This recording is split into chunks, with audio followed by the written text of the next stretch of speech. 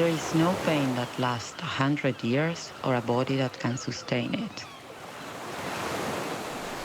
Our bodies perish as time relentlessly moves forward in its non-existence, but the pain remains. It has been passed down from our predecessors who pass it along from theirs and so forth. Time heals, they say. With time you will gain a little perspective. Processing takes time. As if time is our only resource to mend the tough stuff.